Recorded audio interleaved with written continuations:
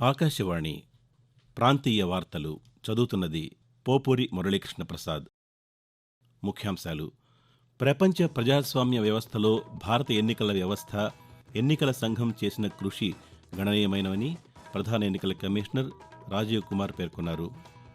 Bharatiya Janata party senior నాయకులు ప్రధానమంత్రి నరేంద్ర మోదీ ఈరోజు ఆంధ్రప్రదేశ్లో ఎన్నికల ప్రచార సభల్లో పాల్గొంటారు. తాము కేంద్రంలో అధికారంలోకి వచ్చిన 2 ఏళ్లలో ఆంధ్రప్రదేశ్ రాష్ట్రానికి జీవనాడి అయిన పోలవరం ప్రాజెక్టు నిర్మాణం పూర్తి చేస్తామని భారతీయ జనతా పార్టీ సీనియర్ నాయకులు, కేంద్ర హోంశాఖ మంత్రి అమిత్ షా పేర్కొన్నారు. ఈ నెల 9వ తేదీలోపు రైతు భరోసా నిధులను రైతుల ఖాతాల్లో జమ చేస్తామని తెలంగాణ ముఖ్యమంత్రి రేవంత్ రెడ్డి తెలిపారు.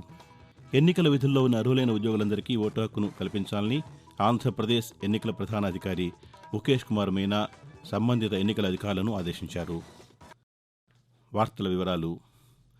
ప్రపంచ ప్రజాస్వామ్య వ్యవస్థలో భారత ఎన్నికల వ్యవస్థ, ఎన్నికల సంఘం చేసిన కృషి గణనీయమైనవని ప్రధాన ఎన్నికల కమిషనర్ రాజీవ్ కుమార్ పేర్కొన్నారు. ఇంటర్నేషనల్ ఎలక్షన్ విజిటర్స్ ప్రోగ్రాంలో భాగంగా ఢిల్లీలో నిన్న జరిగిన కార్యక్రమంలో భారత సార్వత్రిక ఎన్నికలను పరిశీలించేందుకు వచ్చిన 23 దేశాలకు ప్రాతినిధ్యం వహిస్తున్న 75 మంది ప్రతినిధులు హాజరయ్యారు. కార్యక్రమంలో పాల్గొన్న ప్రధాన ఎన్నికల కమిషనర్ మాట్లాడుతూ, భారతీయ ఎన్నికల ప్రక్రియలో ఎన్నికల నమోదు, ఓటు వేయడం తప్పనిసరి కానందున ఓటు ప్రాముఖ్యతను తెలియజేసే బాధ్యత ఎన్నికల సంఘంపై ఎక్కువగా ఉందని అన్నారు. ఓటు హక్కును వినియోగించుకునేలా ఓటర్ అవగాహన కార్యక్రమాలు నిర్వహించడం ఆవశ్యకమని తెలిపారు. భారతీయ జనతా పార్టీ సీనియర్ నాయకులు ప్రధానమంత్రి నరేంద్ర మోదీ ఈరోజు ఆంధ్రప్రదేశ్లో పర్యటించనున్నారు. ఎన్నికల ప్రచారంలో భాగంగా తూర్పుగోదావరి జిల్లాలోని రాజమహేంద్రవరం, అనకాపల్లి జిల్లా కశింకోటలో జరిగే ఎన్నికల ప్రచార సభల్లో ఆయన పాల్గొననున్నారు. తొలుత రాజమహేంద్రవరం లోక్సభ పరిధిలోని వేమగిరిలో మధ్యాహ్నం 3:30 నిర్వహించనున్న బహిరంగ సభలో ప్రధానమంత్రి మాట్లాడనున్నారు.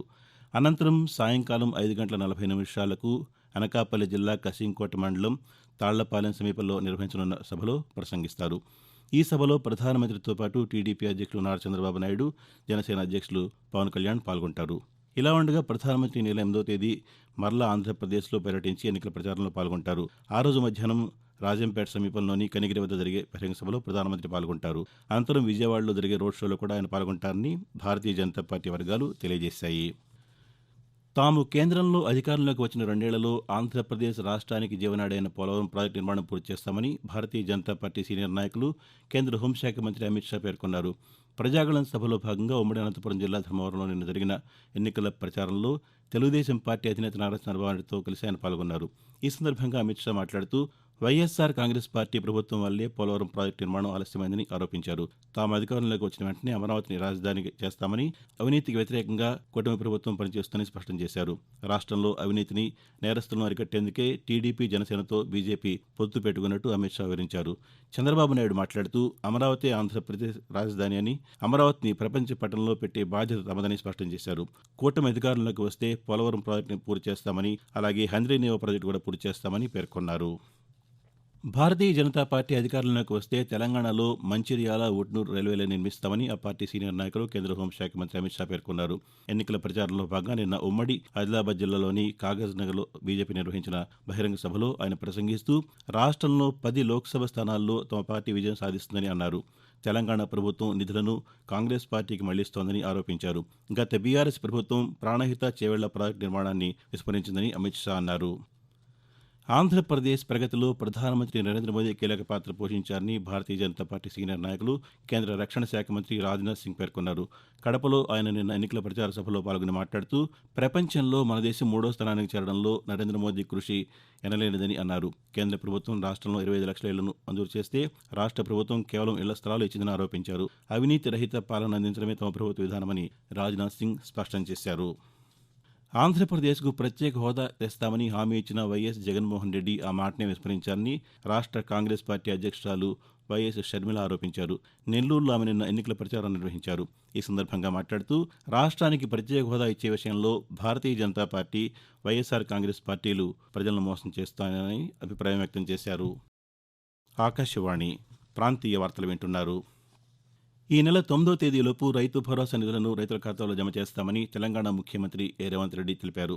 నిర్మల్లో నిన్న జరిగిన ఎన్నికల ప్రచార సభలో ఆయన మాట్లాడుతూ ఆదిలాబాద్ జిల్లాను దత్తత తీసుకుని అభివృద్ధి చేస్తామని, మూతపడిన సీసీఐ పరిశ్రమను తెరిపిస్తామని హామీ ఇచ్చారు.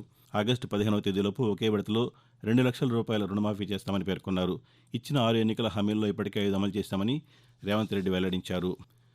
ఎన్నికల విధుల్లో ఉన్న అర్హులైన ఉద్యోగులందరికీ ఓటు హక్కును కల్పించాలని ఆంధ్రప్రదేశ్ ఎన్నికల ప్రధానాధికారి ముఖేష్ కుమార్ మీనా సంబంధిత ఎన్నికల అధికారులను ఆదేశించారు. ఎన్నికల విధుల్లో ఉన్న ఉద్యోగుల ఓటు హక్కును ఎట్టి పరిస్థితుల్లోనూ తిరస్కరించవద్దని, అప్పటికప్పుడే ఫారం 12ను స్వీకరించి ఓటు హక్కు కల్పించాలని సూచించారు. అనివార్య పరిస్థితుల కారణంగా ఎన్నికల విధుల్లో ఉన్న ఓటరు మే 1వ తేదీలోపు ఫారం 12ను సమర్పించలేకపోతే ఏ ఆర్ఓ పరిధిలో ఆ ఉద్యోగి ఓటరుగా నమోదయ్యారో ఆ ఆర్ఓకు ఫారం 12 సమర్పించేందుకు ఆ ఫెసిలిటేషన్ కేంద్రంలో ఓటు హక్కును వినియోగించుకునేందుకు అనుమతించాలని ఆయన ఆదేశించారు. ఈ నెల 7, 8 తేదీల్లో ఉదయం 10 గంటల నుంచి సాయంత్రం 5 గంటల వరకు ఫెసిలిటేషన్ కేంద్రాలు పనిచేస్తాయని తెలిపారు. ఉద్యోగులకు మంజూరు చేసిన స్పెషల్ క్యాజువల్ లీవ్ను సద్వినియోగం చేసుకుంటూ పోస్టల్ బ్యాలెట్ ఫెసిలిటీ సెంటర్లో ఓటు హక్కు అవకాశాన్ని వినియోగించుకోవచ్చని ముఖేష్ కుమార్ మీనా తెలిపారు. ఆంధ్రప్రదేశ్ డీజీపీ కేవీ రాజేంద్రనాథ్ రెడ్డిని ఎన్నికల సంఘం బదిలీ చేసింది. ఆయన తర్వాతి స్థానంలోని అధికారికి బాధ్యతలు అప్పగించాలని ఆదేశించింది. సార్వత్రిక ఎన్నికలు పూర్తయ్యే వరకు ఆయనకు ఎన్నికలకు సంబంధించిన ఎలాంటి విధులు అప్పగించవద్దని నిర్దేశించింది.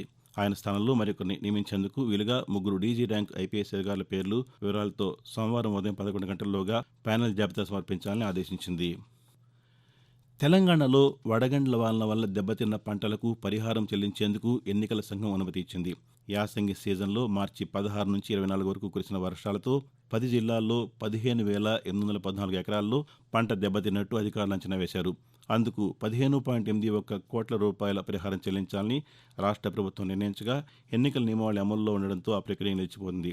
తాజాగా ఎన్నికల సంఘం అనుమతించడంతో రేపటిలోపు రైతుల ఖాతాలో నగదు జమ చేయనున్నట్టు అధికారులు తెలిపారు. వాతావరణం.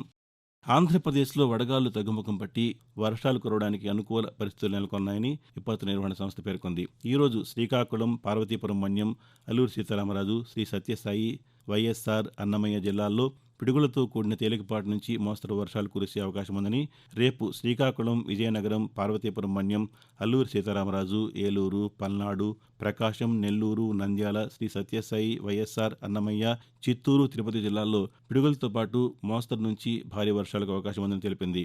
ఈరోజు విజయనగరం జిల్లాలో 13, శ్రీకాకుళంలో 10, పార్వతీపురం మన్యం జిల్లాలో 6 మండలాల్లో వడగాలు వీస్తాయని విపత్తు నిర్వహణ సంస్థ పేర్కొంది. మరోవైపు తెలంగాణలోని నల్గొండ, సూర్యాపేట, ములుగు, జనగామ జిల్లాల్లో ఆదివారం స్వల్పంగా వర్షాలు, మరికొన్ని జిల్లాల్లో వడగళ్ల వానలు కురిశాయి. ఈరోజు, రేపు కొన్ని జిల్లాల్లో ఎండల తీవ్రత కొనసాగుతుందని వాతావరణ శాఖ తెలిపింది. వైఎస్ఆర్ కాంగ్రెస్ పార్టీ అధ్యక్షులు, ఆంధ్రప్రదేశ్ ముఖ్యమంత్రి వైఎస్ జగన్మోహన్ రెడ్డి ఈరోజు 3 నియోజకవర్గాల్లో ఎన్నికల ప్రచారాన్ని నిర్వహించనున్నట్టు పార్టీ వర్గాలు తెలిపాయి. ఉదయం 10 గంటలకు బాపట్ల పార్లమెంటు పరిధిలోని రేపల్లి నియోజకవర్గం కేంద్రంలో జరిగే ప్రచార సభలో ఆయన పాల్గొంటారు. అనంతరం నరసరావుపేట పార్లమెంటు పరిధిలోని మాచల నియోజకవర్గంలోనూ, తర్వాత మచిలీపట్నం పార్లమెంటు పరిధిలోని మచిలీపట్నంలో జరిగే ప్రచార సభల్లోనూ పాల్గొంటారని తెలియజేశాయి.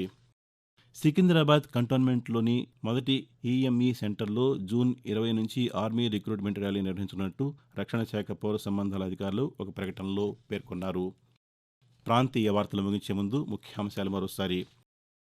ప్రపంచ ప్రజాస్వామ్య వ్యవస్థలో భారత ఎన్నికల వ్యవస్థ, ఎన్నికల సంఘం చేసిన కృషి గణనీయమైనవని ప్రధాన ఎన్నికల కమిషనర్ రాజీవ్ కుమార్ పేర్కొన్నారు. భారతీయ జనతా పార్టీ సీనియర్ నాయకులు, ప్రధానమంత్రి నరేంద్ర మోదీ ఈరోజు ఆంధ్రప్రదేశ్లో ఎన్నికల ప్రచార సభల్లో పాల్గొంటారు. తాము అధికారంలోకి వచ్చిన 2 ఏళ్లలో ఆంధ్రప్రదేశ్ రాష్ట్రానికి జీవనాడి అయిన పోలవరం ప్రాజెక్టు నిర్మాణం పూర్తి చేస్తామని భారతీయ జనతా పార్టీ సీనియర్ నాయకులు, కేంద్ర హోంశాఖ మంత్రి అమిత్ షా పేర్కొన్నారు. ఈ నెల 9వ తేదీలోపు రైతు భరోసా నిధులను రైతుల ఖాతాలో జమ చేస్తామని తెలంగాణ ముఖ్యమంత్రి రేవంత్ రెడ్డి తెలిపారు. ఎన్నికల విధుల్లో ఉన్న అర్హులైన ఉద్యోగులందరికీ ఓటు హక్కును కల్పించాలని ఆంధ్రప్రదేశ్ ఎన్నికల ప్రధానాధికారి ముఖేష్ కుమార్ మీనా సంబంధిత ఎన్నికల అధికారులను ఆదేశించారు. ఆకాశవాణి ప్రాంతీయ వార్తలు ఇంతటితో సమాప్తం.